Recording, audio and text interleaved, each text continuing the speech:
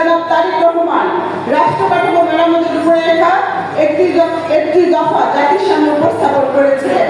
রাষ্ট্র কাঠামো মেরামতের এই একটি দফা রূপরেখা শহীদ রাষ্ট্রপতি জিয়াউর রহমান ঘোষিত 19 দফা, দেশনেত্রী বেগম খালেদা জিয়া ঘোষিত বিএনপির ভিশন 2030 এবং তারেক রহমান ঘোষিত 27 দফা কর্মসূচির আলোকে যুগপৎ আন্দোলনের শরিক সকল রাজনৈতিক দলের নেতাদের ঐক্যমতের ভিত্তিতে সংশোধিত ও সম্প্রসারিত রূপে পরিণত হবে।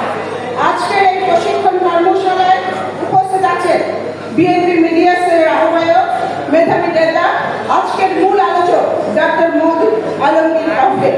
পাগল হয়ে গেছে, সুতরাং সংস্কার কি করবে দিন কি বলে না অনেকে, কি নেতৃত্ব বলে টিভিতে আপনারা জানেন, আমি প্রায় টক শোতে যাই, আমাদের এখানে অনেকে যায়, আমাদেরকে একটা প্রশ্ন করে যে বিএনপি তো ক্ষমতায় যাওয়ার জন্য উত্তাল হয়ে গেছে, তারা তো সংস্কার চায় না।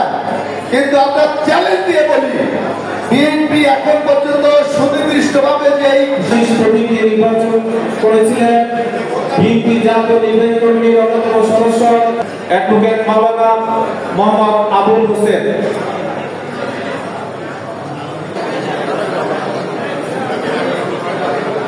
মোহাম্মদ জিয়াউদ্দিন জিয়া,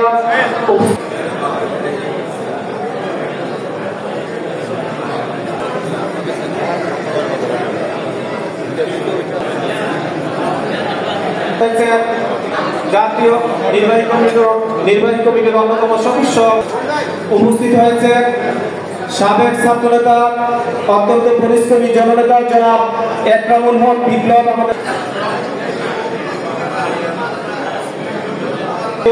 সালাউদ্দিন ভূঁইয়া শিশির জাতীয় নির্বাহী কমিটির অন্যতম সদস্য, জাতীয় নির্বাহী কমিটির অন্যতম সদস্য। আমাদের মাঝে উপস্থিত আছেন কুমিল্লা বিভাগীয় সাংগঠনিক সম্পাদক অধ্যক্ষ সেলিম ভূঁইয়া। উপস্থিত আছেন